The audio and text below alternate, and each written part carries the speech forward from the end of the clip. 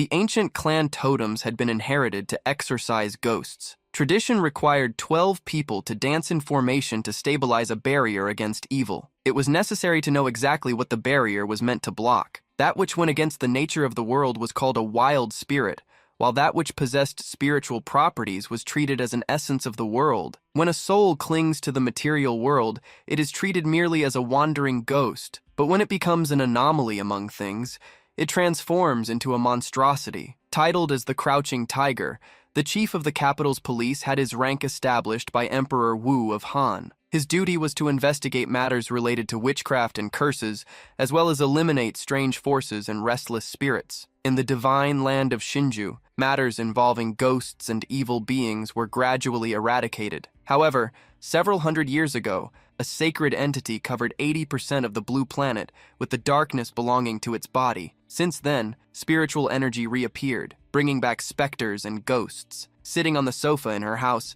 a young woman trembled with fear in the dark. She tried to contact the police, pleading over the phone. "Save me. I beg you to save me. I'm very scared.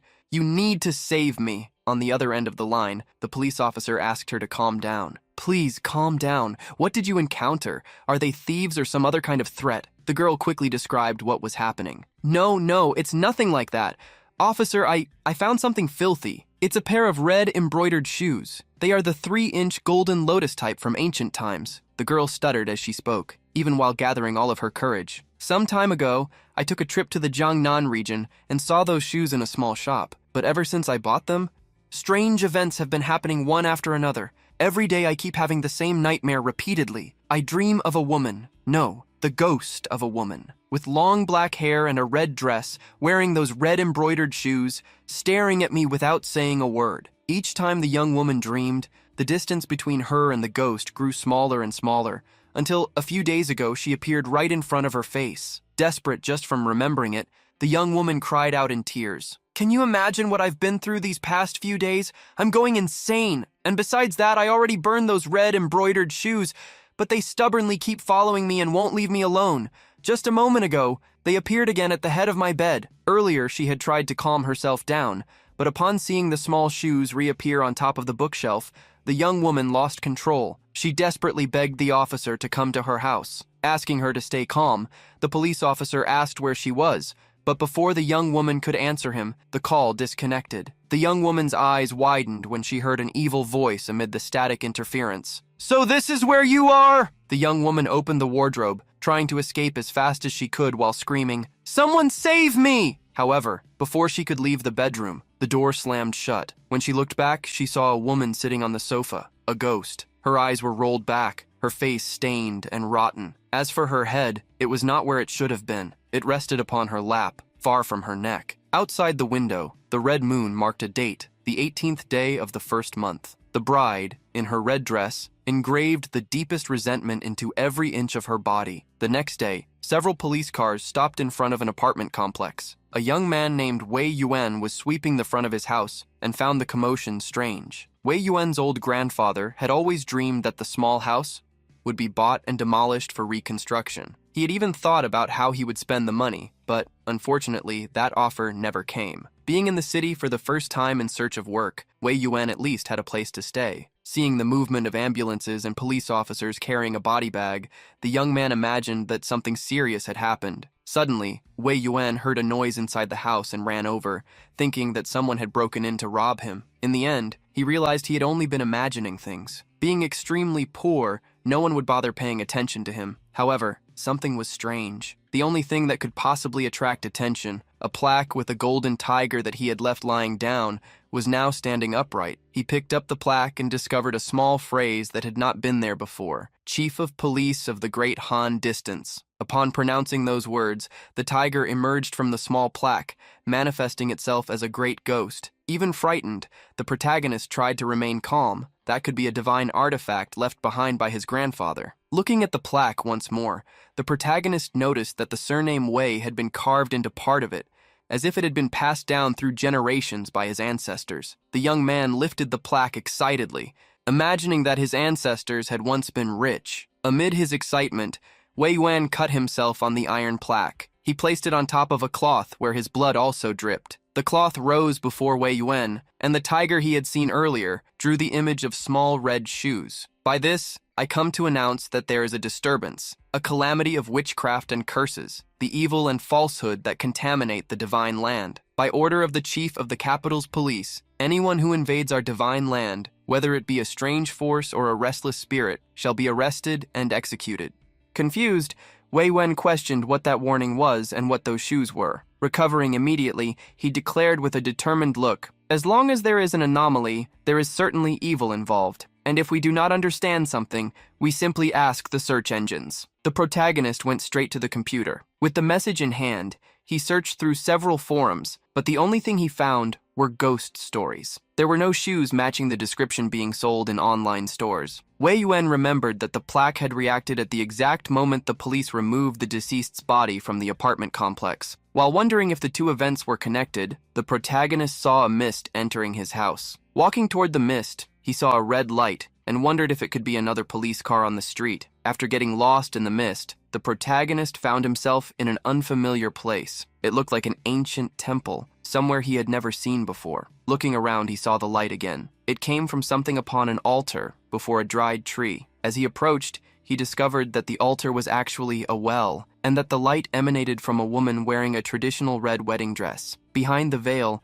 the woman revealed parts of her corpse-like face. With a smile, she spoke to Wei Yuan. "Young master, you came to see me." The bride climbed out of the well, rotating her head as she spoke. "You made me wait until my heart almost broke." Clinging to the first man she saw, the ghost bride flew toward Wei Yuan. Behind Wei Yuan, the great tiger appeared. Its fierce roar struck out, shattering the illusion created by the ghost bride and bringing the young man back to the real world. When he picked up his cell phone, he discovered that it was the yin hour. It was said that between 3 and 5 in the morning, the yin energy accumulated in the atmosphere reached its peak. Wei Yuan's head ached because of the nightmare. While holding his cell phone, he received an email. Unexpectedly, it was a message scheduling a job interview, asking him to go to the folklore museum the following day. The pay would not be bad. Since he would not need to spend money on food or housing, Wei Yuan was inclined to accept. The next day, he arrived at the folklore museum. When he met the museum's owner, Wei Yuan was completely confused. The slender bald man smoked a long pipe while examining some documents. His eyes were closed, as though he were sleeping. The man awoke when called by Wei Yuan and went straight to the point. "Young man, are you afraid of ghosts?" His serious expression showed that he was not joking. Confused, Wei Yuan questioned what he was talking about. "We are all materialists. There are no ghosts in this world." The protagonist did not understand why the owner of the museum was so eccentric. He had not expected the place to be so strange. While thinking, Wei Yuan held the ancestral police plaque behind his back, hoping that the artifact would bring him luck. The museum owner observed the young man. In his eyes, Wei Yuan possessed strong yang energy, which made him believe that nothing would happen to him. The man sighed. Since it had been the young man who submitted the resume, he could not be blamed if something happened after hiring him. Thus, he opened the museum's doors and told Wei Yuan to follow him. The museum corridor contained several ancient lanterns. Even though it had been so hot before entering the museum, Wei Yuan felt an icy chill as soon as he crossed the entrance. Throughout the museum, there were several dolls that looked truly sinister. Wei Yuan followed the museum owner, commenting that the place was not small at all. While walking through the museum, Wei Yuan saw an opened bottle of guarana. No one had drunk from it, and the carbonation had gone to waste. The museum owner explained that it was a product of his son's life during working hours. Pointing toward the end of the corridor, he informed him that the bedroom, living room, and bathroom were located there. Wei Yuan asked if he could take a look, but the man curiously looked away. Wei Yuan thought he was feeling unwell, yet the man quickly changed his attitude, stating that, since that would be the place where Wei Yuan would live, he could go ahead while he waited there. The protagonist frowned, knowing that something was wrong. The job offer had been sent in the middle of the night, which was already reason enough for suspicion. Having the tiger plaque with him, he gained confidence and decided to move forward. While waiting, the museum owner sighed inwardly. "Oh, Yang, my deceased son. This is the 4th person I've hired within half a month. If he runs away in fear like the previous 3, then perhaps the heavens have truly decreed that your museum must close. After all, it wasn't only the previous 3 hires who saw it. Even I saw last night what is in there." The previous day, the old man had heard knocking sounds at the door in the middle of the night for no apparent reason. Blood had dripped down the walls even though nothing had happened there. While the old man thought about this, he was startled when he saw the young man return with the blanket over his head. Frightened, he jumped back. "What are you doing?" Wei Yuan apologized to the man,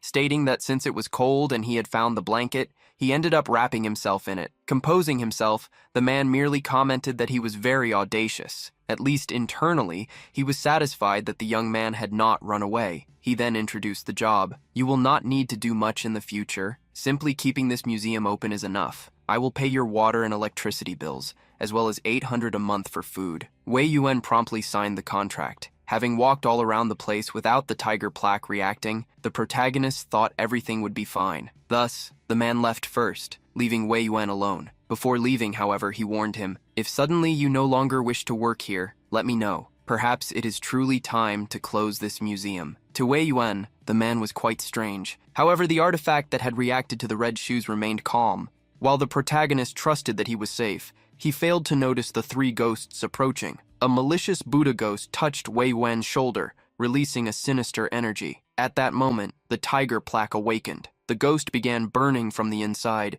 and its scream alerted Wei Yuan, who turned around and attacked with the iron plaque. With the strike, he knocked the ghost down. "You filthy thing, take this!" Happiness filled Wei Yuan's eyes when he realized that he had truly managed to knock down the ghost. He was already becoming addicted to using the plaque. The ghost tried to flee, leaving dirty footprints behind. Wei Yuan quickly chased after it. Cornered, the evil Buddha ghost fell to the ground, begging, "Wait, wait! Child, don't go too far. This place is my territory. My ghost brothers and sisters will not forgive you." On the other side, two other ghosts merely watched the Buddha being beaten. "Wonderful, wonderful. Every time I drink this, I feel as though I'm drinking fine wine or sweet rain. I have never tasted anything like it before." The other agreed, ignoring the evil Buddha. "Naturally, this is cola soda. There was nothing like this in your era." Wei Yuan unleashed a rain of punches while the Buddha begged to be rescued. However, the other two ghosts only focused on the bottle of guarana. Even while trying to avoid eye contact with Wei Yuan, the protagonist walked toward them, his eyes shining with excitement. In the next moment, the two large ghosts and the two smaller ones who were drinking the guarana were beaten up, joining the first as they cried together in a corner of the courtyard. It was the first time something like this had ever happened to them. One of the ghost women cried because the young man had not shown any mercy, even toward the elderly sister. Arrogantly, Wei Yuan sat down in a chair, crossing his legs. Before him, information about those ghosts appeared. Although they were wandering spirits,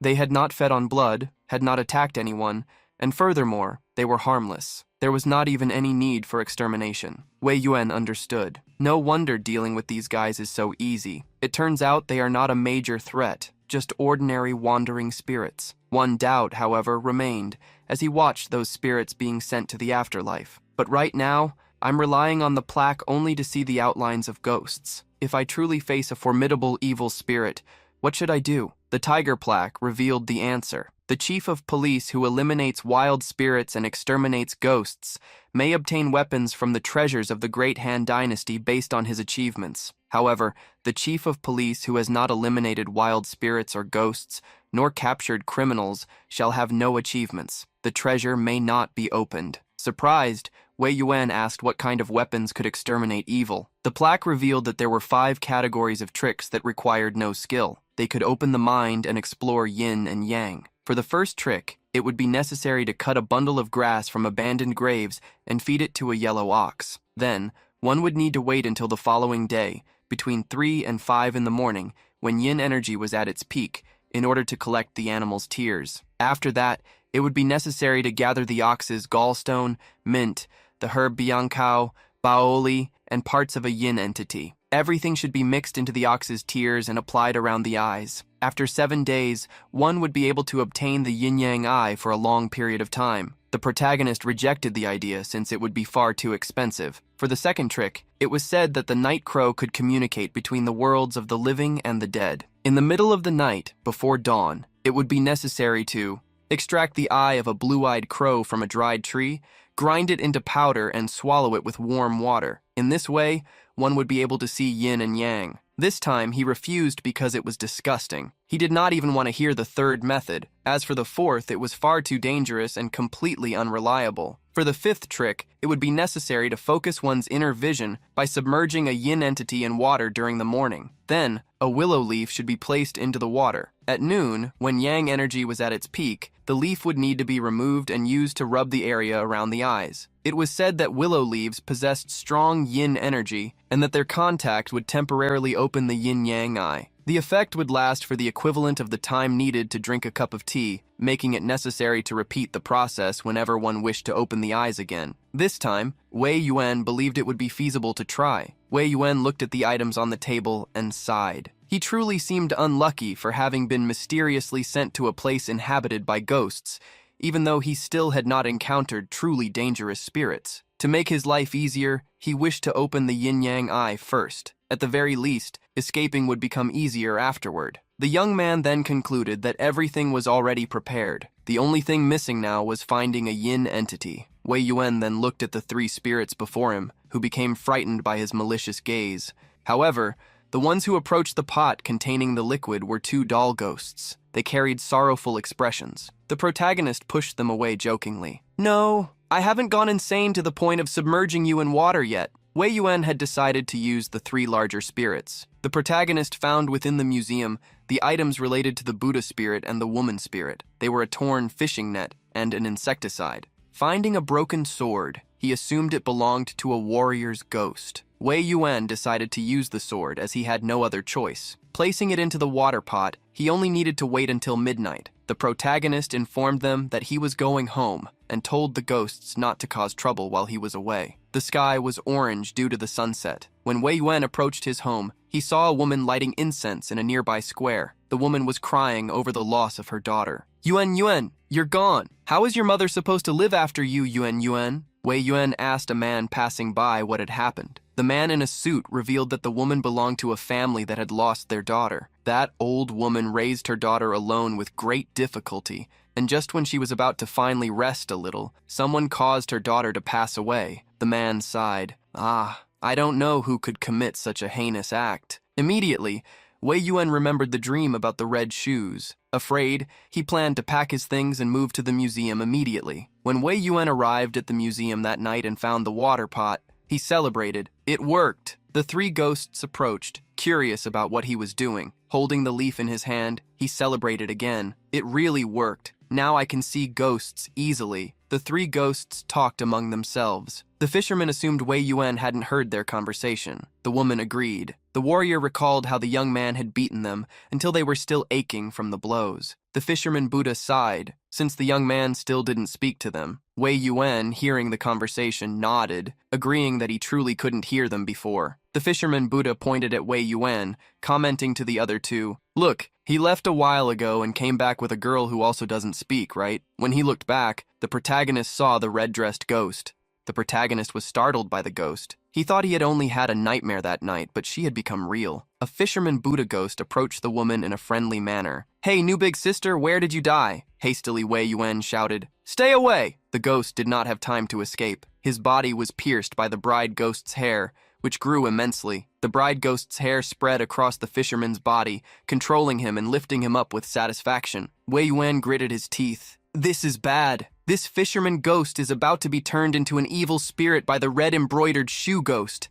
I have to stop this immediately, or there will be two evil spirits in this room. Wei Yuan decided to risk everything. He picked up the broken sword to confront the ghost, who extended her hair to attack him. With his other hand, the protagonist grabbed the tiger plaque. "I'm counting on you! You must be strong in critical moments!" The tiger was summoned, and its roar created a burst of fire to attack the ghost. She retreated, giving Wei Yuan the opportunity to cut the hair binding the fisherman ghost. When he fell to the ground, the other two ghosts rushed to rescue him. Wei Yuan stepped back, wondering what had gone wrong, as his body felt heavy, as if his energy had been drained by the tiger plaque. He also had not been able to fully repel the red shoe ghost. In reality, she was much more powerful than in his dreams. The ghost approached Wei Yuan, staring at him with deep, dark red eyes. The protagonist retreated again upon realizing he had become her new target. With his exhausted body, he did not know how many more times he could use the tiger plaque. Trying a new approach, he shouted at the ghost, "Hey, be a little reasonable. Every complaint has its owner, and every debt has its debtor. There is no grudge between us. Then why are you attacking me specifically? Even if you are a ghost now, in your past life you had a father and a mother. Didn't they teach you good manners?" Wei Yuan's words only made her even more enraged. The protagonist blamed himself for trying to use logic with a ghost. Since she insisted on fighting, he found himself with no alternatives. Raising the tiger plaque once again, he decided, "Today, even if I exhaust all my resources, I'm going to rip out your hair until you're bald." Suddenly, a bolt of lightning fell from the cloudy sky, striking a lantern and ricocheting into the ghost attacking Wei Yuan. The protagonist then saw the ghost vanish so quickly that he was left confused. Nearby, the harmless ghosts were talking among themselves. The insecticide ghost asked the others, "Did he just drive away an evil spirit with words?" The fisherman admired the young man, as if his words had become law. The warrior, however, snapped him back to reality with a blow to the head. "Stop talking nonsense."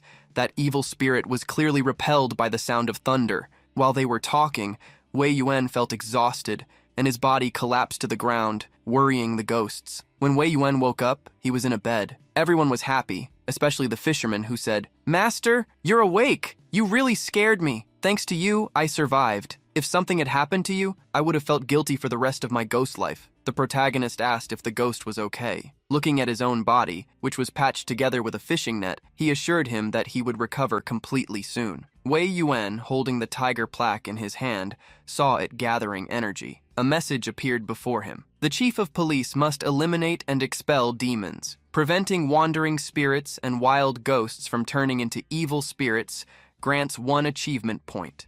A grand instruction appeared to teach Wei Yuan how to advance in rank. To become a chief of police, one had to master one of the gates. Since ancient times, there had been complex arts known as ghost exorcism. 12 people would form a formation, their skin painted crimson, carrying hemp whips several meters long, while dancing and chanting the names of gods. Before the Qin dynasty, there was a book called Ji. The book stated, "A contract is based on trust. Ghosts harm people and act recklessly, which is an ill omen for the people. Therefore, inform them with words, summon them, and guide the people toward peace." Wei Yuan looked at his own hand. A talisman was forming with the symbol of ghost exorcism. The talisman taught him that it could not only repel wandering spirits, but also be used for spiritual abilities. Originally, he would need to subdue ghosts to make use of the talisman. However, with 5 ghosts in the museum, 3 large and 2 small, he only needed to convince them to cooperate. Suddenly, he wondered where the ghosts were, as they had disappeared all of a sudden. The protagonist noticed something on the floor. The pair of red shoes was near the bed, on top of a puddle of water. Wei Yuan wondered if it would try to haunt him again. The protagonist listened to the ghost's stories. The fisherman had gone out fishing alone at night, felt dizzy, and fell into the water. As for the woman, a painter, she ended up in that state because she accidentally drank pesticide.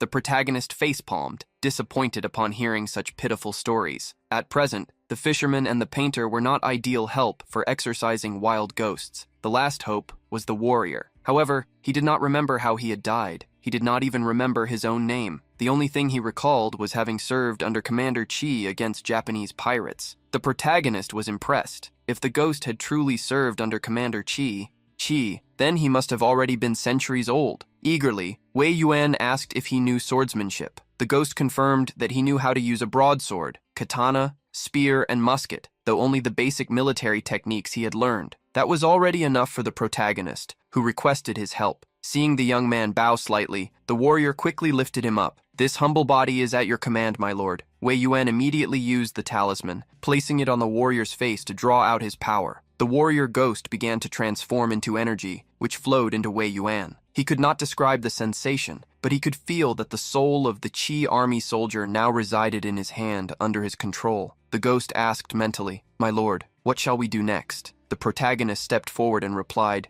"It is impolite not to return a favor. Since they came looking for us, naturally we must go find her." The fisherman and the painter became excited seeing how impressive Wei Yuan and the warrior ghost together were. Confident, the protagonist joked, "Fill out the paperwork. The police have arrived." Confused, the painter asked if he had gone insane. The protagonist walked toward where the red shoes were. He believed the shoes should have already disappeared. Remembering that courtyard that appeared in his dream, Wei Yuan believed it likely existed in real life. According to various supernatural tales, a place like that would definitely be useful for imprisoning a female ghost. Picking up the shoes, Wei Yuan wondered if he could convince the police to help him find that courtyard. After taking a taxi, the protagonist went to the police station. In front of the officer, he stated that he wanted to report a crime. "A ghost is chasing me." The police officer froze, staring at him in disbelief. Just as Wei Yuan had expected, it would be difficult to convince her. A woman suddenly approached, telling the officer to handle something else, as she would take care of this matter. The man saluted her before leaving. The woman then told Wei Yuan to follow her. While walking, she lit a cigarette. Once inside her office, she introduced herself. "I'm Zhou Yi, from the Special Operations Group." Having lit the cigarette without asking first,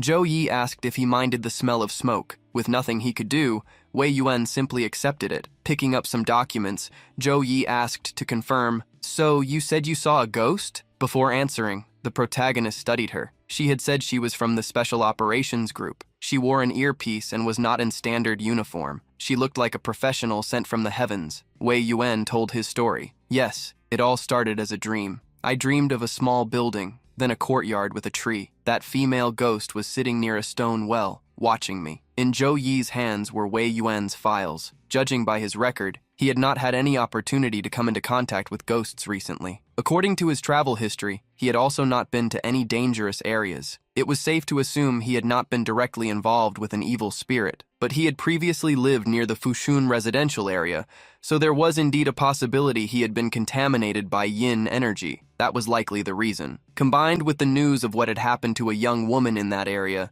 Zhou Yi assumed he had simply had a very realistic nightmare. Of course, the possibility that he was actually being haunted by an evil spirit could not be completely ruled out. However, in general, after an encounter with an evil spirit, a person's mental state tends to become extremely sensitive and depressed.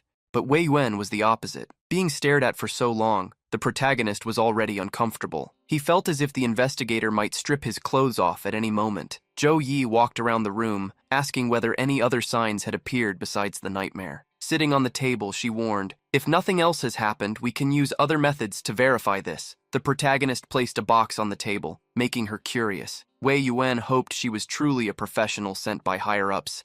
Otherwise, he would not be the only one having nightmares. When she saw the red shoes, the special agent showed an expression of shock. At that very moment, someone began speaking through her communicator. "Captain, we've arrived at the designated site to seal the bodies attacked by ghosts. Wait, the red embroidered shoes on the deceased's feet are gone. How is that possible? The talismans we used couldn't seal it. This definitely isn't something an ordinary evil spirit can do." At the morgue, the man shouted, "It's an evil spirit, at least a high-class evil spirit or even above that. Normally, after attacking the living and releasing its resentment, a ghost calms down. This is extremely unusual. What is it trying to do?" Sometime later, two men returned to the police station.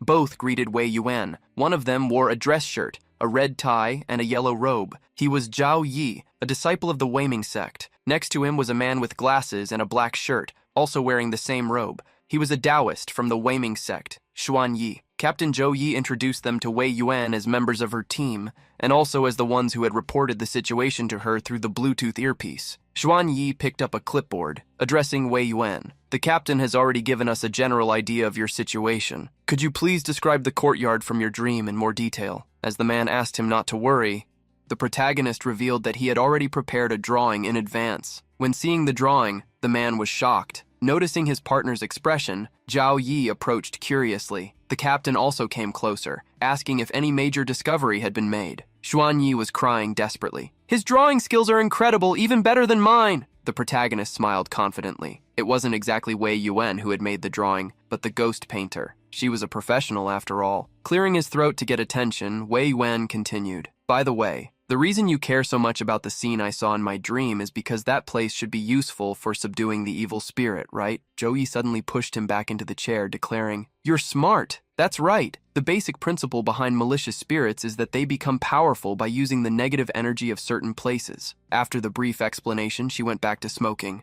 Noticing that Wei Yuan was watching her, the officer leaned closer, touching his chin while commenting, "And since your strongest negative emotions resonate with corresponding external environments, these negative emotions keep strengthening them, making them extremely fierce." Wei Yuan blushed slightly due to the closeness and simply listened. After a deep drag, the officer exhaled the smoke, which took the form of evil spirits to help with the explanation. "Unlike ordinary wandering souls, vengeful ghosts and evil spirits usually possess immense spiritual power and have experienced unique events. Facing them directly is definitely not a wise decision." Her instructions were clear. Upon finding the source of the evil spirit's negative emotions, they would have a chance to weaken it and then seize the opportunity to subdue it and destroy it. Evil spirits had once been human as well, but now they were constantly trapped under intense negative emotions that exceeded human understanding. It could be said they lived in a fate worse than death. That was why both Buddhism and Taoism referred to the act of destroying ghosts as a form of liberation. After doing some research, Xuan Yi called the captain over. The area where the courtyard was located turned out to be an old theater in the Jiangnan district, a place originally used for opera performances. Apparently, it had once produced several famous opera singers, but something had happened in the past, leading to its closure. Standing up, Zhou Yi made her decision. "We're going to Jiangnan." Turning to Wei Yuan, she instructed him to go home and rest. What comes next is not a world that an ordinary person like you should be involved in. Despite her words, Zhou Yi felt that the young man was hiding some kind of secret. As Zhou Yi was leaving the room, Wei Yuan stopped her. He seemed like he wanted to say something, but Xuan Yi interrupted him and handed him a protective talisman. "Even though I don't know why the captain seems so interested in you, if you follow us, you'll only become a burden." When he saw the man give him the talisman, the protagonist commented that he had heard his shouting during the call earlier. "Didn't you report before that your talismans couldn't suppress that evil spirit?" The man fell silent for a moment and, irritated, handed him 2 talismans instead. Even after suffering the blow to his pride, when he realized his drawing skills were inferior, Xuan Yi was now also seeing someone mock his talismans. Saying he was in a hurry, Zhao Yi handed Wei Yuan a document. It was a confidentiality agreement that had to be handed to the other officers later. After that, he could leave on his own. Left behind by the rest of the team, Zhao Yi rushed after the captain and Xuan Yi. It was at that moment that, from the ventilation opening in the ceiling of the room, a mist suddenly appeared. Wei Yuan saw his surroundings being covered in the same way as when he first appeared in that courtyard. The protagonist walked in a straight line, but this time he encountered 2 rows of men kneeling before him. Being dragged once again into an illusory dream, he wondered why there were so many people there this time. Wei Yuan heard a woman's voice. "You have come back once again." Quickly, he looked behind him. The protagonist tried to find the tiger plaque on his clothes, but before he could reach it, the red-dressed female ghost emerged from the mist, startling him with an enormous tongue. She attacked him, piercing her hand into his chest. "Since you are here, you will remain forever." Wei Yuan's scream echoed through the mist. The pain of the attack made him cry out desperately, waking up in the real world. The talismans he had recently obtained had also been destroyed. Wei Yuan realized they had saved him. On Wei Yuan's chest, his shirt was torn. The evil spirit showed how powerful it was by interacting with reality through the dream. The night ghost appeared beside Wei Yuan, asking if he was all right. The protagonist agreed, but revealed that he believed he could not just sit and wait. With ferocity in his eyes, he decided, "Let's go back, change clothes, and prepare ourselves. We're going to Jiangnan." A few days later, in a garden in Jiangnan, a man sitting in front of a well was singing peacefully. The old man was interrupted by Wei Yuan, who was looking for him. "Are you Mr. Jiang?" The protagonist introduced himself, saying he wanted to ask him something. Not having been visited in a long time, the old man was surprised. Confused, Wei Yuan asked if no one had visited him before. The old man answered honestly, "Everyone I once knew has already left this world, and my descendants gradually stopped visiting me." As he listened, Wei Yuan noticed the well. When he looked back at the old man, Wei Yuan also noticed something. The old man had a mark on his face identical to that of a boy he had seen in one of his nightmares. Curious, Mr. Jiang asked what it was that the young man was carrying on his back. The protagonist revealed that he played traditional music, and the large object on his back was a guqin. However, tied to the musical instrument was a sword he had found in the museum and intended to use for self-defense. Thinking about what Wei Yuan had said, Mr. Jiang revealed that some people had visited him the day before, but they had not even entered the garden. The protagonist immediately assumed they were Zhou Yi and her team. What confused him was why they had not entered. While investigating the garden, the protagonist noticed that around the leafless tree, a sinister energy was beginning to emerge. What made it even more puzzling was that the tree formed the traditional character used for the word prison. If a ghost were added to that traditional character, it would form the character for the acacia tree. Everything Wei Yuan managed to observe in a short time made him realize that perhaps Mr. Jiang was no longer alive. Zhou Yi and her team had not simply left.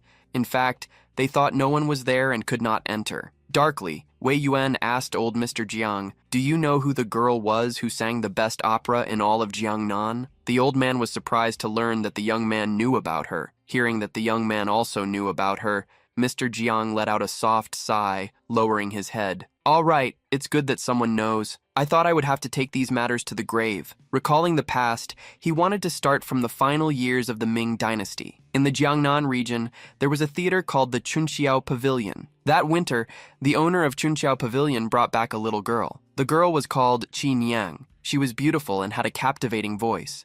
When she first stepped onto the stage at the age of 16, she became famous overnight. Many high-ranking officials and nobles came to hear her sing. Bundles of red silk donated by patrons were tied to the wooden building one by one, vibrant and shining like a crimson cloud. Normally, Qin Yang would have continued singing until she was 20. At that point, she would retire to teach newcomers or marry a good family man and live a respectable life. But how could things be that perfect? In the very same year Qin Yang met her love, Japanese pirates invaded the borders and entered Jiangnan. They demanded the finest wine, the finest food, to hear the best opera, and to be accompanied by the best woman, otherwise they would carry out a massacre. Qin Yang was young, but her integrity was fierce. She would rather die. But that day, more than 30 people from Chunqiao Pavilion knelt outside her door. Even the woman who had taken her in begged bitterly. In the end, Qin Yang gave in, and not a single person in the pavilion was harmed. Later, the brave warriors of the Ming dynasty exterminated those Japanese pirates, and Jiangnan returned to its original state. But then came the gossip and accusations. Everyone knows that forcing someone to sacrifice for you is something difficult to face, so they had to defame her name in order to feel morally superior. Old Mr. Jiang grew furious just thinking about it. Those people, they actually said Qin Yang willingly accompanied the Japanese pirates. Everyone accused Qin Yang of being shameless and lacking integrity. They pressured Qin Yang so much that in the end, she threw herself into a well wearing the wedding dress she had sewn herself. The protagonist listened to the entire story, recognizing that, in the end, there were evil people in every era. Mr. Jiang revealed that on the day Qin Yang threw herself into the well, it was originally early autumn, but a massive, blinding snowstorm suddenly began falling from the sky, as if the heavens themselves felt the injustice done to her. While the old man told the story, it truly began to snow. The protagonist then saw that from the well, a surge of energy shot into the sky, as if Qin Yang herself were present. Wei Yuan looked into the bottom of the well. As expected, he found Qin Yang's remains. Changing the subject, the protagonist asked about the man who was supposed to marry Qin Yang. The old man revealed that the man had joined the army as a student soldier. He was part of the main force that drove away the rampaging Japanese pirates at that time. In those days, he wrote many letters to Qin Yang, but in the end, he perished in battle. If only there had been 3 more days, his discharge letter would have reached Jiangnan and Qin Yang would not have had to die. The protagonist asked if he could read those letters. Old Mr. Jiang searched for them. He believed someone should read them before he too passed away. Mr. Jiang still had 3 letters dedicated to Qin Yang. Feeling deep guilt, he wanted to apologize to her, but at the time he was afraid of death and could not defend her. The protagonist looked at the letters and paintings. That was their past, the final obsession of that vengeful ghost. If burned and turned into talisman water, they would be enough to cause immense damage to the ghost. And if burned directly in front of the vengeful spirit, they could even make its soul collapse instantly. The warrior ghost stepped forward, warning, "My lord, I sense a strong attachment in these letters, expectations for the future and love for the land beneath our feet. Please do not do this." The protagonist reassured him, saying he would not burn the letters. Then, asking Mr. Jiang if they were still in the Chunqiao Pavilion, the protagonist stated that he wanted to visit it. Old Mr. Jiang also wanted to see the pavilion, but there was a problem preventing him. "The sunlight outside is too blinding, and my body can no longer walk. I have tried many times, but I can never leave this courtyard." Wei Yuan understood that Mr. Jiang was suffering from an undifferentiated obsession. His soul would not dissipate, trapped within a small space, something called a terrena. The reason he remained bound could be either the land that imprisoned him or the things in his heart he refused to let go of. The protagonist asked Mr. Jiang to wait for a moment and left. 10 minutes later, Wei Yuan returned with an umbrella. He placed it over Mr. Jiang's head and invited him to go together. The protagonist broke off a piece from the tree, keeping it with him as he guided the old man. Walking with a smile, the old man commented, "It's been a long time since I went out. The sunlight is still a bit strong, but it's fine. I thought I wouldn't be able to walk, but I didn't expect to move so quickly. It seems I stayed in that small place for too long. The protagonist glanced back slightly and saw the old man's ghost bowing in gratitude. The protagonist smiled faintly at him. Far away, Qin Yang's vengeful energy erupted violently in a temple. She was knocking down the talismans used to seal her. Jai Yi had fainted, and Xuan Yi was holding him, relieved that his friend was still alive. Zhou Yi blamed herself for underestimating the opponent's strength and began to treat the mission as a failure. Earlier, the moment they entered that place, they were swallowed by the ghost domain. The talismans and dharma tools they had prepared were useless. There was no way to inflict substantial damage. They could not even use words to disturb her emotions and force her to submit. Even by risking their lives, they only managed to wound the unconscious soul of the bride. Zhou Yi bit the tip of her finger and stained a sword with her essence. Even if it cost her life, she would not let the ghostly creature escape. A magical formation appeared beneath the bride ghost's feet, binding her even as she tried to break free. Zhou Yi stood up, telling Xuan Yi to provide cover. "We cannot allow this creature to escape." Before they could make any move, they saw the creature attack first, targeting Xuan Yi. She struck him heavily, causing him to cough up blood from internal injuries. However, this gave the Special Division captain time to raise her sword and pull out a talisman, bravely chanting as flames rose from the objects. "The heavenly Tao is clear, the earthly Tao is calm." Talismanic communications and modern methods alike by the order of the Patriarch advanced toward the Penglai realm. Zhou Yi threw the talisman out of the temple, but it seemed to hit an invisible barrier before returning to her. The captain wondered what was happening. The talisman was supposed to fly out and request reinforcements. It was with great shock that she realized what was going on. The 8 directions had been reversed. In that special environment, communication talismans, as well as modern messaging methods, did not work. Having only herself to rely on, Zhou Yi raised her sword and pointed it at the ghost. However, the bride ghost grabbed the wooden sword the captain was holding. With a light touch, she shattered it. Her fierce gaze, mixed with mockery, frightened the captain. Before Zhou Yi could react, the ghost's hair shot toward her chest like sharp arrows. At the last second, a guqin flew toward the officer, blocking the sharp, ghostly hair. The instrument fell to the ground and was retrieved by Wei Yuan, who introduced himself. "Wei Yuan from Quanzhou, invited by Qin Yang, has come to hear a song." Thunder roared in the sky. The ghost's long hair floated in the air, making the area she could attack vastly larger than that of ordinary humans. Hidden behind Wei Yuan, Mr. Jiang was stunned when he saw the ghost. He hurriedly ran toward her. Captain Zhou shouted, "Stop him! It's too dangerous!" The protagonist could tell that Zhou Yi had not realized the old man was merely a spirit bound by obsession. As the old man Jiang approached Qin Yang, the protagonist told the officer that this was, in fact, a wish he had always wanted to fulfill. Wei Yuan asked the officer, "When a person suffers their entire life because of a single mistake, and their only desire is to atone for their death, do we really have the right to stop them? Do we have the right to make that choice for them based on our own moral compass? Can people truly empathize with someone else's pain?" At these questions, the officer fell silent. Old Mr. Jiang knelt before the ghost. She moved to attack him while he spoke. "I may be so old that I can barely walk, but there are things I have not forgotten, things I would never dare forget." The ghost's hand pierced the old man's chest once before retracting. Old Jiang slammed his head against the ground while crying out an apology to the ghost. "Qin Yang, little 15 kowtows to you. I'm sorry, I failed you." The old man wept desperately in his plea for forgiveness. Letting out a sigh, the protagonist asked the officer to let him find a way to obtain her forgiveness. Surprised, Zhou Yi wondered if this could be the source of the evil spirit's obsession. If she had truly died from misunderstanding and grave injustice, then if the person who harmed her sincerely apologized, it should relieve her extreme resentment. That was a major opportunity. The bride ghost seemed to smile maliciously. Captain Zhou entered a state of alert. The ghost did not seem to have changed. This meant the old man's apology had not altered the ghost's condition. Qin Yang's hair attacked Mr. Jiang, who raised his head, smiling while tears still streamed down his face. "It's time to repay what I have owed you for so long." The ghost's hair pierced through the old man, yet he still reached out toward her. In his palm was a small candy he offered her. "Qin Yang, this is the candy you gave me back then. I have kept it with me all this time. I owe you so much." In a distant past, the girl in a red dress had handed a candy to a boy even younger than her, moments before she jumped into the well. Unable to stop her, the boy carried a deep sorrow with him. Now, he finally recovered that long-lost moment of happiness.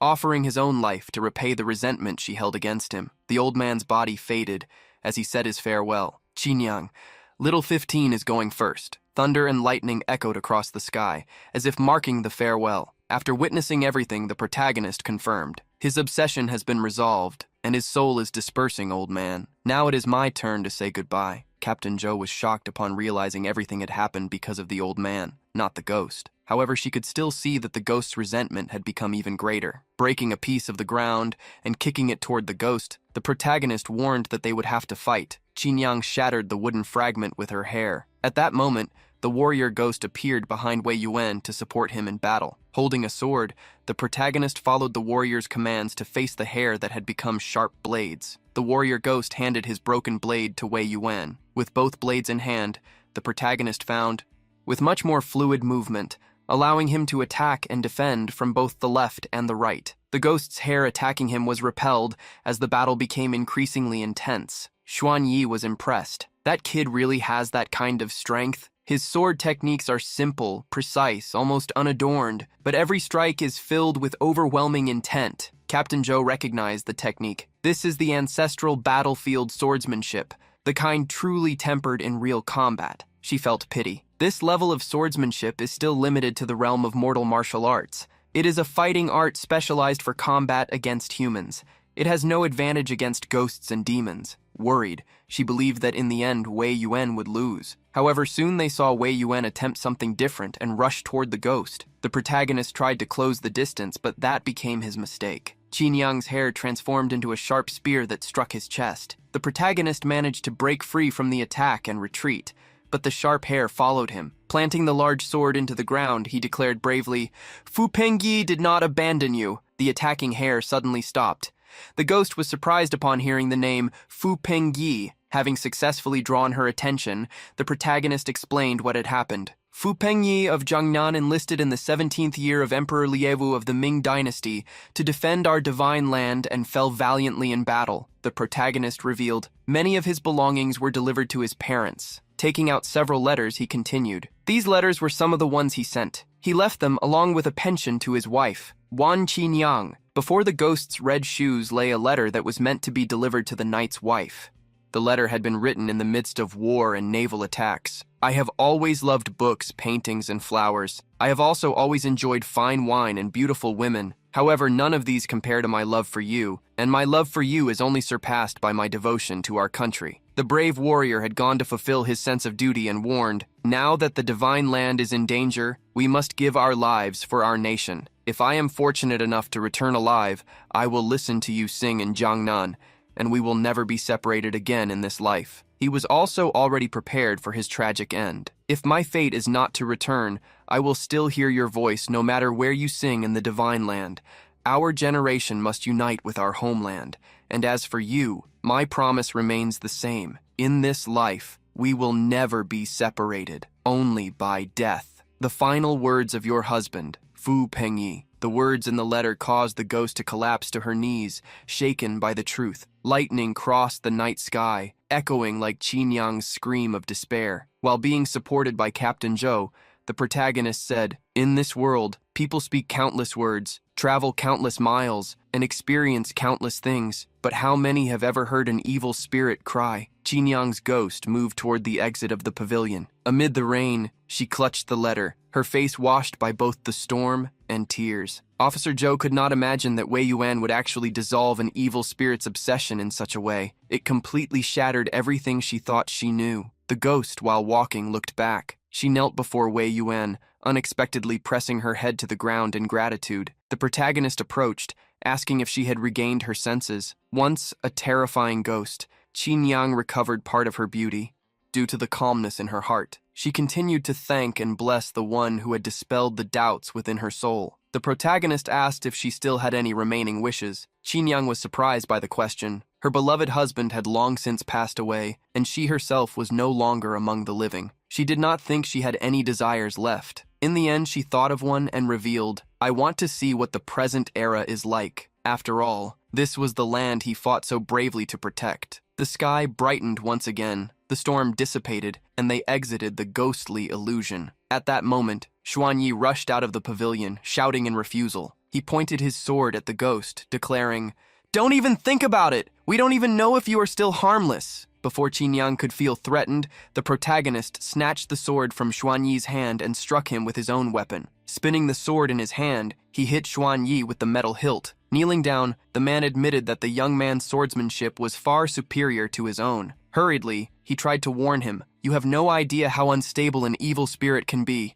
If this ghost goes berserk outside, the consequences will be unimaginable." The protagonist ignored him, walking toward Qin while taking back his umbrella. He said he had been wrong about who she was and would pay for it. Placing the umbrella over Qin head, he extended his hand to help her up. "I will accompany you on one last walk through Jiangnan. Let's go." Walking through a village with stone roads, Qin looked around in amazement. She had not expected this place, which still looked traditional, to remain the same as before. Qin still remembered running through those streets as a child. The stained, weathered walls carried a deep history. At breakfast time, people from nearby villages came to sell vegetables on both sides of the street. Greens, cabbages, everything looked so fresh.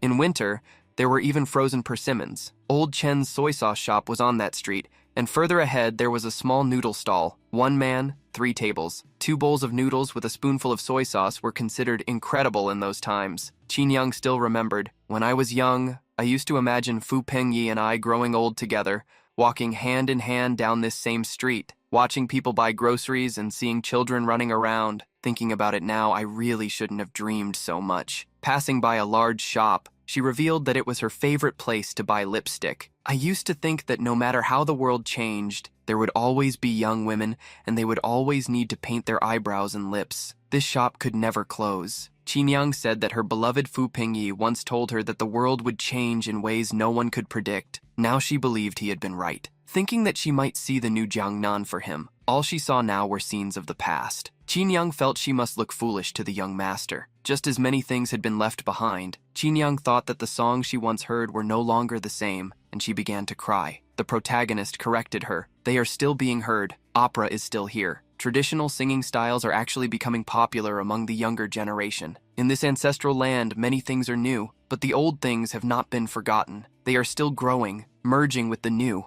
This divine land has always had the grace to embrace everything, and those who deserve to be remembered, we will never forget them." In such a large city, all styles of music could be heard, and traditional ones still persisted in certain places, while memorials had been erected for those of the past. Arriving at one of those places, a stone tower, the protagonist showed the opera singer, "Miss Wan, look! The names of those from Jiangnan who gave their lives for the country are all written here, one by one." The protagonist explained that he had always been afraid of ghosts, and many people avoided cemeteries, especially at night. But a martyr's cemetery was different. Even children knew those heroes would protect them. That was why the people of the future owed them complete gratitude, thanking them and everyone from the past. Qin touched the memorial stone. Among all the names, she found Fu Pengyi's. While she stood there, the protagonist asked if she wanted to go somewhere else. With tears washing her face, Qin smiled and said she was already satisfied. The tiger talisman in Wei Yuan's pocket began to glow. 2 large holographic windows appeared before him. Evil spirit dispelled. Retainer director obtained 7 merits. Conversion initiated. Basic retainer director unlocked. Spiritual infusion ability.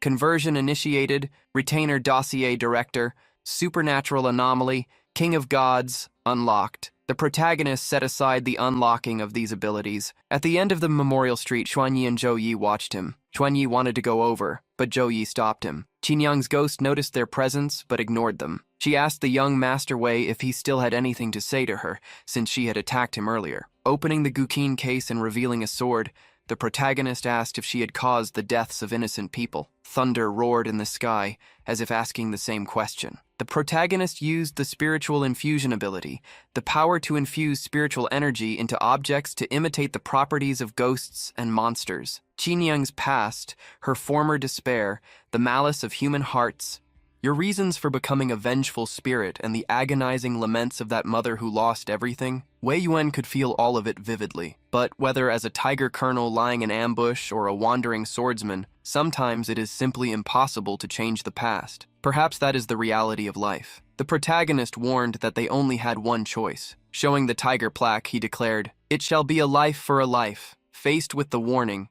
Qin Yang refused to stand still, waiting to be dissipated. With a powerful roar, she released a ghostly energy. Its reverberation overflowed throughout the memorial. Even from a distance, Xuan Yi was thrown against a tree, and Zhou Yi had to hide behind it for protection. The protagonist planted his sword into the ground, showing the director's plaque. The released energy from the ghost caused her to evolve. A third eye appeared on her forehead, while her voice became deeper. Bravely, she challenged him to see who would remain standing. Qin Yang's ghost leapt onto the protagonist before he could strike with his sword. She focused on his sword, gripping it. What the ghost bride did next surprised him. She pointed Wei Yuan's sword at herself, throwing herself onto it. The protagonist was shocked by her actions. Qin Yang's evil energy dissipated as she smiled. "You are kind, young master, and you accompanied Qin Yang on this journey. If I had not done this, you might not have been able to force yourself to attack me." The protagonist pulled the sword back, still in shock. A golden energy covered Qin Yang, beginning her transition into the spiritual realm. She remembered that, at the moment Wei Yuan found her, he had said he wanted to hear her sing. "Are you still in the mood for that now? I would like to sing once more." The protagonist nodded and looked at the chin lying on the ground. He said he would play it while accompanying her song. Qin Yang joined her hands together, thanking him. In the midst of the night, the opera singer's voice echoed through the memorial, singing a song of loneliness. When the song ended, the protagonist commented, "Little 17. No, old Master Jiang has always carried guilt in his heart." Qin Yang assured him that the past was already behind them, and there was no need for him to bring it up again. Moreover, she did not wish to forgive them. The protagonist did not judge her. Turning into light scattered by the wind, Qin Yang said her farewell. "Young master, this is where we part ways." All that remained were the red shoes and the letters. Approaching with Xuan Yi, Zhou Yi asked where Wan Qin Yang was. The protagonist revealed that her soul had been shattered and she had returned to the heavens. When he approached, what Xuan Yi noticed was that Wei Yuan was sitting in midair playing the qin. What they did not know was that Wei Yuan was actually seated upon the fisherman's spirit, while the painter and the warrior helped hold up the qin for him. The protagonist smiled proudly, while the ghosts already looked exhausted. Clearing his throat, the protagonist stood up, saying it was good that the two of them had awakened. Still shocked, the pair asked who Wei Yuan really was. The protagonist placed the qin on his back and replied, "I am just an ordinary person who works at a folk museum. If you have time, come visit us." The protagonist walked away. Along the way, he passed a street cut by a river. Traditional decorations were scattered across the area, and on a wooden boat, a guide showed the scenery. "Everyone, please look here. This is the best preserved ancient street in Jiangnan today. There used to be many stalls here. Look here, this is Jixiang Street. In the past, it was a famous and large purple fabric shop in Jiangnan. All women wished they could wear the fine purple fabric from here. And in front of us stands Chunqiao Pavilion, also known as Chunqiao Theater, one of the two main theaters of Jiangnan during the Ming Dynasty." The protagonist, passing by, heard the man speaking about the pavilion. "It will officially open to the public very soon. When the time comes, you will be able to come in for tea, and our theater troupes will perform operas and sing on stage, allowing everyone to experience the ancient atmosphere of the Ming Dynasty." The protagonist wondered how many romantic stories of the past, amid the misty rain and the pavilions of Jiangnan, still remained, and who would be left to remember them. The protagonist let out a deep sigh, because perhaps it would have been better if the stories of the past were forgotten. In the forest behind the city, heavy rain was accompanied by thunder. Among the trees, there was a small wooden house. Sitting in a corner, hugging a backpack, was a man named Fang Cheng, 30 years old, single, a mountaineer. Originally, he was not alone. There were 7 people climbing, and no one expected them to be caught in a heavy downpour, so they had to take shelter in the ranger's cabin. Although the ranger was not there, fortunately his daughter was. Needing to go to the bathroom in the woods, the man left the wooden house, running to deal with it quickly. Relieving himself by a tree, he smiled in relief. He looked around and realized it had become night. It was already late, but the light in the ranger's cabin was still on. The ranger's daughter might not have gone to sleep yet. Curious, he went to the cabin window and saw the young woman putting on makeup in front of a mirror. The man blushed slightly as he found the ranger's daughter incredibly beautiful. The woman exposed her shoulders and looked toward the window. "See what a lovely piece of skin." In the next moment, the cabin light turned off, and in the mirror, the woman's reflection became that of a skeleton. A few days later, the protagonist stored the red shoes in the museum. After Wan Qinyang's violent energy dissipated, he obtained a divine ability: spiritual infusion. As this generation was destined to combat supernatural anomalies, He felt as if he had inherited a certain burden. Wei Yuan's blood could merge with the effects of taming ghosts, granting him a certain degree of suppression over supernatural anomalies. Using flames, the protagonist applied a basic ceiling layer. Taking advantage of a sunny day, the protagonist put on headphones. Thanks to modern technology, he recorded Wan Qinyang's final song and uploaded it online. The song received countless praises from netizens. Listening to the song again, he praised the best courtesan of Jiangnan. Suddenly, the protagonist saw a woman appearing at the museum gate. The woman whispered to him, "Young man, do you live here?" The protagonist nodded and asked if the lady needed any help. The woman warned that the house he was living in was not clean and advised him not to stay there. The protagonist thanked her for the advice, but reminded her that they lived in modern society where people trusted science. Where in the world would there be ghosts or monsters here? Falsely ignoring her warning, the protagonist assured her he was not afraid of ghosts thanks to his yang energy. The woman sighed. Young people these days simply refuse to listen. Sooner or later, you will learn the hard way. The moment the woman left, the tiger plaque in Wei Yuan's pocket glowed. Sitting in the chair, the protagonist complained about not even being able to get a break. The roar of a sports motorcycle echoed through the street, stopping in front of the museum. The rider got off the bike and walked toward Wei Yuan. Curator Wei. The protagonist saw Officer Zhou with her hair loose, swaying in the wind, wearing a leather jacket, very different from her usual office police style. Approaching, he explained that he was not a curator. Zhou Yi didn't care. She was there to thank him. Remembering that the sword he used last time had been damaged, she wanted to gift him another one as a sign of gratitude. Drawing the sword with ancient inscriptions, the protagonist was stunned. The police officer explained that it had been forged last year by the Longquan lineage. Its finish and center of gravity rivaled the service weapons of ancient generals. It was extremely rare on the market. The Special Operations Group possessed one of them, and Zhou Yi was presenting it to him as a way of thanking him for saving her life. The protagonist frowned, believing she had not come there for that reason alone. Zhou Yi handed him a letter. "I hope you will join us." Wei Yuan asked the reason for the invitation. She showed awareness that he was not an ordinary person. Getting straight to the point, she explained, more than a century ago, the spiritual energy that had remained dormant for nearly a millennium began a spiritual revival. At first, Taoist and Buddhist factions discovered that their cultivation methods were starting to work. The spells revered by their sects gained supernatural power. At that time, many factions wished to align themselves with the Ming dynasty. She explained that, along with the possibility of cultivation, other anomalies also began to appear. The police officer was more specific. Every supernatural incident from the past was recorded. People at that time had very little understanding of demons and ghosts. Initially, this caused panic and mass casualties. To minimize the impact on ordinary citizens' lives, a branch of the Brocade Guard was tasked with suppressing these monsters. Later, the Ghost and God Rebellion of Sakura Island broke out. For various reasons, the Ming dynasty was reformed and transformed into the Republic of Hua. Consequently, the Brocade Guard was dissolved. Only that specific branch remained, becoming the predecessor of the Special Operations Group. Zhou Yi told Wei Yuan that at first they were still able to suppress bizarre incidents.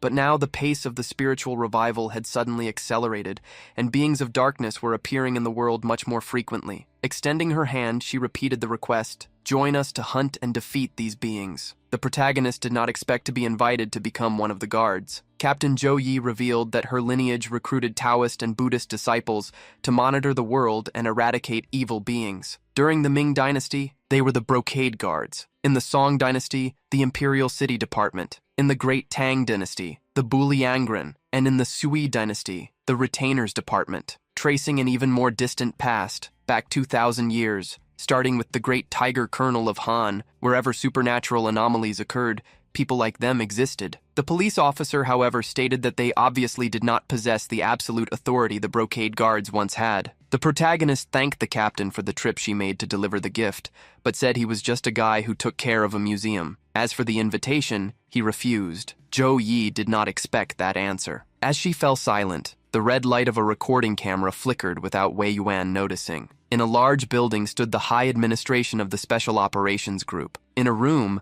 an old man with a white beard and hair tied in a bun raged, "We were rejected? How could a cultivator refuse an invitation from the Special Operations Group?" The elder of the Celestial Master Mansion cursed, "Little Zhou, eliminate that bastard for me." In direct communication with the elder, Zhou Yi prepared to draw her sword and replied to Wei Yuan, Since that is your decision, I suppose I have no choice.